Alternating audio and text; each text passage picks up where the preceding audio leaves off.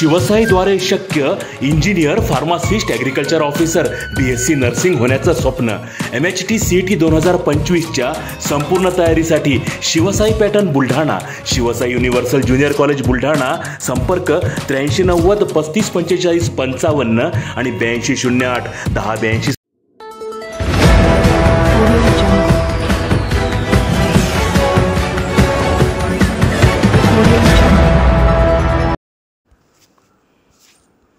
पंकज देशमुख यांच्या मृत्यू प्रकरणाची CID मार्फत चौकशी करण्याची मागणी नातेवाईकांसह महाविकास आघाडीच्या पदाधिकाऱ्यांनी घेतली जिल्हाधिकाऱ्यांची भेट. बुलढाणा जिल्ह्याच्या जळगाव जामोद येथील पंकज देशमुख यांचा मृतदेह झाडाला गळफास घेतलेल्या अवस्थेत आढळून आला.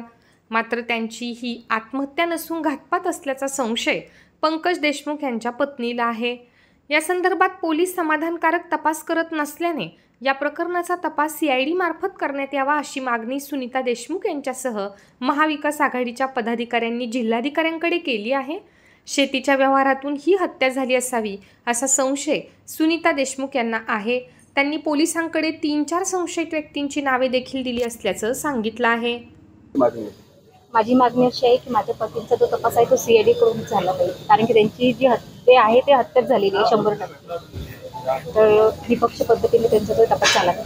गेल्या काही दिवसापूर्वी हा तपास उपविभागीय पोलीस अधिकाऱ्यांकडे देण्यात आलेला आहे. काय नेमकं याच्यामध्ये अपडेट आहे?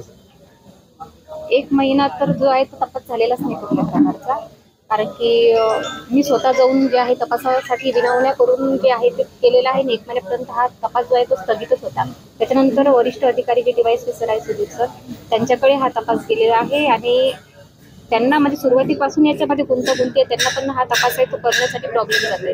त्याच्यामुळे मला जो तपास आहे CID कडूनच पाहिजे अशी माझी मुख्यमंत्री देवेंद्र फडणवीस साहेब आहेत त्यांना विनंती आहे. यासंदर्भात तुमचा काही कोणावर संशय आहे का, किंवा तसं तुम्ही पोलीस अधिकाऱ्याला सांगितलं? तसं मी सांगितलेलं आहे. तो तपासाचा भाग आहे. तपासाकडून ते समोर किती लोकांवर संशय तुम्ही व्यक्त केलेला?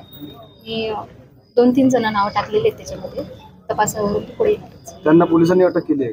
नाही. ही जी तुम्ही ज्या 3-4 व्यक्तींची नाव आहेत ते राजकीय आहेत का? आहेत, त्याच्यामध्ये काही राजकीय आहेत, काही त्याच्या वैयक्तिक आहेत. कशा कुठल्या वादातून ही हत्या झाली असं तुम्हाला काय अंदाज? त्यांनी काही दिवसापूर्वी शेती घेतली होती. त्या शेतीवर पण खूप जणांच्या नजरा होत्या, म्हणजे अर्धी खरेदी झाली होती, अर्धी राहिली. त्याच्यातून पण काही वाद उत्पन्न झालेले होते.